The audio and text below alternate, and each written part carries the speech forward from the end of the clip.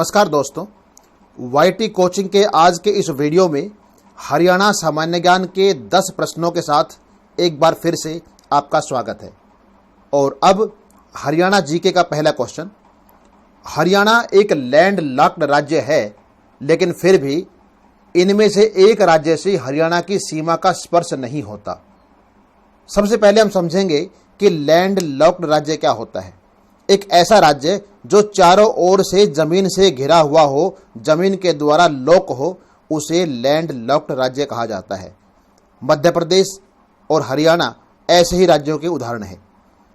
जहां तक हरियाणा की बात है, नीचे ऑप्शन दिए हुए हैं कि इनमें से कौन सा राज्य हरियाणा की सीमा का स्पर्श नहीं करता।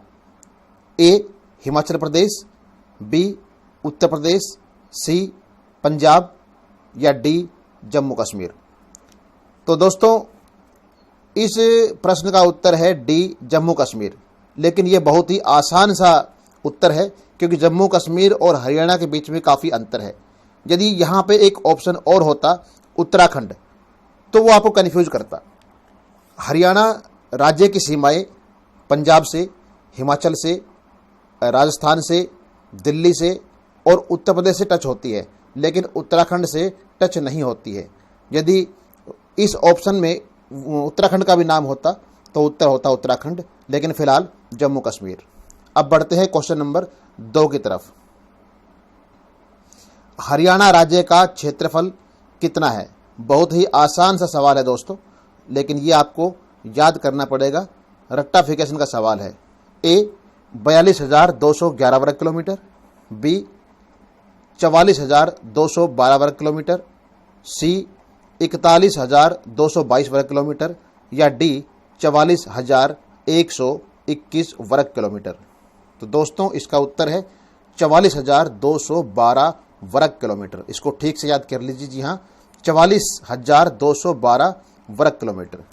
अब आते हैं क्वेश्चन नंबर 3 पर, और क्वेश्चन नंबर 3 है, हरियाणा राज्य की सबसे महत्वपूर्ण नदी कौन सी है? ये बहुत ही कमाल का प्रश्न है। कई बार हम कंफ्यूज हो जाते हैं कि यमुना, घग्गर, सरस्वती या मारकंडा, इनमें से हरियाणा की महत्वपूर्ण नदी कौन सी है?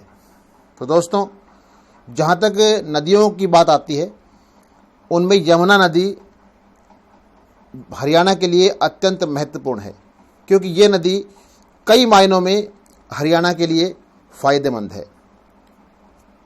उत्तराखंड के यमुनोत्री धाम से निकलने के बाद हरियाणा के यमुनानगर जिले में यह नदी प्रवेश करती है, और उत्तर प्रदेश और हरियाणा इन दोनों राज्यों की सीमाओं का बंटवारा करती हुई, अनेक जिलों से गुजरती हुई, आखिरकार हरियाणा के पलवल जिले में हसनपुर के पास से यह वापस उत्तर प्रदेश में चली जाती है। तो हरियाणा के लिए यमुना का बहुत महत्व है, क्योंकि एक तो हथिनीकुंड बैराज जो कि यमुनानगर के अंदर है, वहाँ से 2 नहरें निकाली गई है, पूर्वी यमुना नहर और पश्चिमी यमुना नहर, जो हरियाणा के अधिकतर इलाके में सिंचाई का काम करती है और पीने के पानी की व्यवस्था करती है। इसके अलावा दिल्ली के पास ओखला से एक और नहर निकाली गई है, जिसका नाम है गुरुग्राम नहर, और हरियाणा के गुड़गांव और मेवात जिलों को सिंचाई कराती है और पीने का पानी उपलब्ध कराती है। तो इस प्रकार से अनेक नहरों के कारण से और उत्तर प्रदेश और हरियाणा के बीच में सीमाओं का बंटवारा करने के कारण से यमुना नदी का हरियाणा के लिए विशेष महत्व है। अब चलते हैं अगले क्वेश्चन की तरफ। क्वेश्चन नंबर 4, नुहू जिले में अरावली की पहाड़ियों से निम्नलिखित में से कौन सी नदी निकलती है? ए साहिबी, बी इंदौरी, सी घग्गर या डी मारकंडा।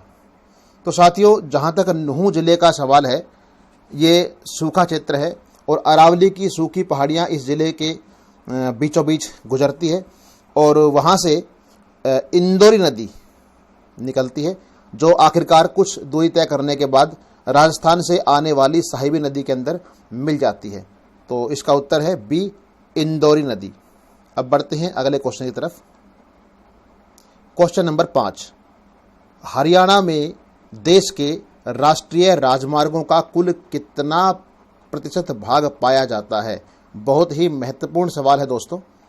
ए 1%, बी 2%, सी 3% या डी 4%।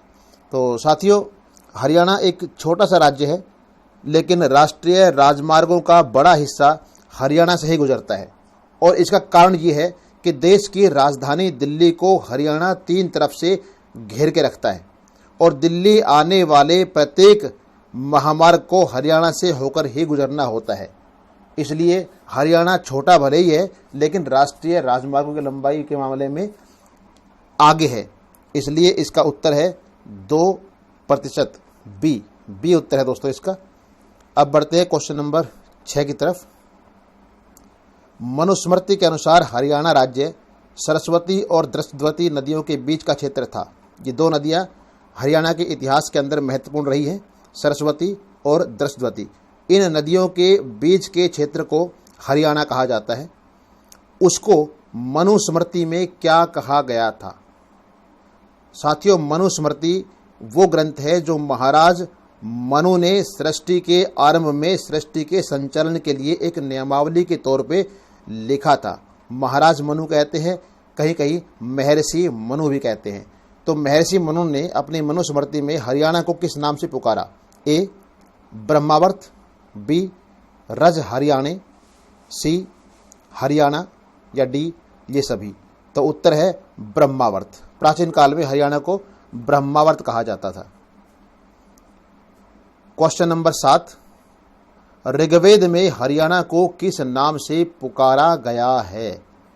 वैदिक सभ्यता का संबंध हरियाणा से प्रगाढ़ है और सरस्वती नदी जो हरियाणा से होकर ही गुजरती थी, आजकल लुप्त हो गई है, सूख गई है और बरसाती नदी के रूप में पाई जाती है। इस नदी के तट पर प्राचीन काल में सभी वेदों की रचना हुई है।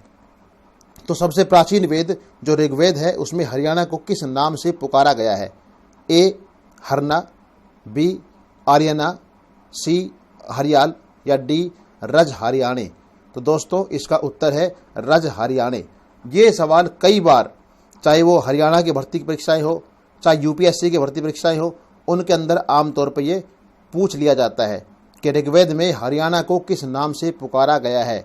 तो उत्तर है साथियों रज हरियाणे। बढ़ते हैं अगले क्वेश्चन की ओर। हरियाणा के गठन के समय राज्य में कुल कितने जिले थे?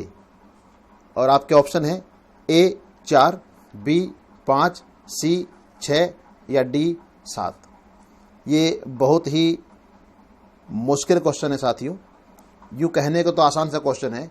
वर्तमान में हरियाणा के अंदर 22 जिले हैं, लेकिन जब हरियाणा का गठन हुआ था 1 नवंबर 1966 को, जब पंजाब को तोड़ के, पंजाब से अलग होके भाषा के आधार पर हरियाणा बना था, तो उस समय हरियाणा के अंदर कितने जिले थे साथियों? उस समय जिले थे 7। और वो 7 जिले कौन से थे? एक बार उनका नाम देख लेते हैं। महेंद्रगढ़, गुड़गांव, अंबाला, जींद, करनाल, रोहतक, हिसार। एक बार फिर से, महेंद्रगढ़, गुड़गांव, अंबाला, जींद, करनाल, रोहतक, हिसार। ये 7 जिले थे जो हरियाणा के गठन के समय ही थे। अब हरियाणा के अंदर 22 जिले हैं। और अब आते हैं क्वेश्चन नंबर 9 पर। दिव्यावदान में हरियाणा के एक नगर के बारे में बताया गया है कि वह 22 योजन लंबा और 7 योजन चौड़ा है। निम्नलिखित में से वह नगर कौन सा है? साथियों, 12 योजन लंबा और 7 योजन चौड़ा नगर हरियाणा के एक नगर का नाम बताना है जिसका जिक्र आया है दिव्यावदान में। ए हिसार, बी सिरसा, सी जींद, डी रोहतक। तो साथियों इसका उत्तर है डी रोहतक। और रोहतक एक ऐसा शहर है जिसका जिक्र प्राचीन काल से होता रहा है। चाहे महाभारत की बात करें या अन्य धार्मिक ग्रंथों की बात करें, इस नगर का नाम बार बार सुनने में आया है। तो 12 योजन लंबा और 7 योजन चौड़ा नगर रोहतक है। अब बढ़ते हैं अगले क्वेश्चन पर, जो कि आज का अंतिम सवाल है। हरियाणा में नवीन पद्धति से बसाया गया पहला शहर कौन सा है? दोस्तों हरियाणा के अंदर बहुत से शहर हैं, 22 जिले हैं, तो जाहिर सी बात है 22 शहर तो होंगे ही होंगे, फिर छोटे छोटे कस्बे भी हैं। तो ऐसा कौन सा शहर है जो पहला शहर जिसको कि नवीनतम पद्धति से बसाया गया? ए करनाल, बी पंचकूला, सी पानीपत या डी कुरुक्षेत्र? तो साथियों उत्तर है बी पंचकूला। चंडीगढ़ के साथ लगता हुआ पंचकूला शहर जिसको कि 15 अगस्त 1995 को स्थापित किया गया था, ये एक नियोजित शहर है और चंडीगढ़ के नगरीय क्षेत्र से जुड़ा हुआ है। इसकी नियोजना भी चंडीगढ़ की भांति ही की गई है। इसके अंदर खुले सड़कें, खुले चौक, अच्छे सुंदर सुंदर पार्क और एक जैसी इमारतें इसमें आपको देखने को मिलेंगी और हरियाणा की भावी राजधानी के रूप में इसका विकास किया गया है। तो साथियों ये थे हरियाणा जीके के आज के 10 क्वेश्चन। आज के लिए इतना ही, मिलते हैं फिर कभी एक और ऐसे ही सामान्य ज्ञान के वीडियो में। तब तक के लिए आप हमारे चैनल को सब्सक्राइब कर दीजिए। नमस्कार, जय हिंद, जय भारत, वंदे मातरम।